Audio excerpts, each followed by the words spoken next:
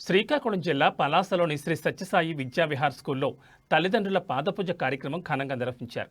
ఈ కార్యక్రమంలో స్కూల్ విద్యార్థుల చేత తమ తల్లిదండ్రులకు వేద మంత్రాలతో హిందువుల సంస్కృతి సంప్రదాయం విశిష్టతను తెలియజేస్తూ తల్లిదండ్రులకు పాదపూజ కార్యక్రమం చాలా ఘనంగా నిర్వహించారు.